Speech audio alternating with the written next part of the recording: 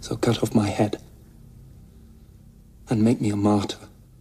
Gentleman's time has expired. The chair now recognizes the gentleman from California, Mr. Sherman, for 2.5 minutes. Unfortunately, our colleague, distinguished ranking member, was unable to be here this morning. Ask unanimous consent to enter into the record the statement of the gentlelady from New York. Without objection. Cryptocurrencies are a crock.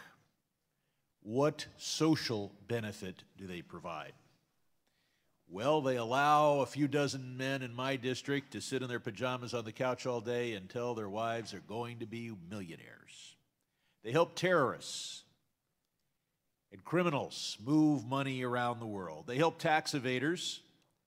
They help startup companies commit fraud, take the money, and 1% of the time they actually create a useful business. But then again, I dare say that some tiny percent of all larceny and crime helps finance something that turns out to be useful.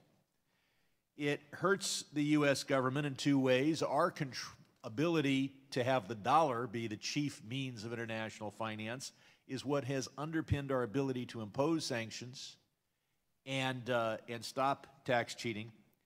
And furthermore, when we have people take risk, we don't encourage gambling. We encourage investment in the real economy. But when you buy a Bitcoin, are you financing a new factory? No. You're gambling on its value for no social benefit. Now, I know that these cryptocurrencies are popular. They're popular with guys who want to sit in their pajamas and tell their wives they're going to be millionaires.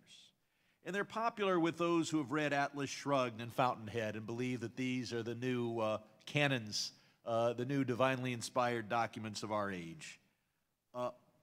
But they're harmful, and they're harmful in one other way, and that is, and I'm going to mispronounce the word, cinerage is the benefit that the U.S. government gets by issuing currency.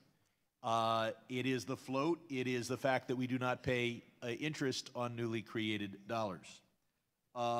We lose that as well. And the Fed is able to return well over $50 billion to our Treasury in many of the recent years. We undercut that. And then finally, we've got these initial coin offerings deliberately naming themselves to lie to the public and convey the image that it's like an initial public offering. They stole the intellectual property and trademark of legitimate investing and applied it to a fixed, fraudulent gambling scheme of no social benefit. Aside from that, I think it's a good idea. I yield back.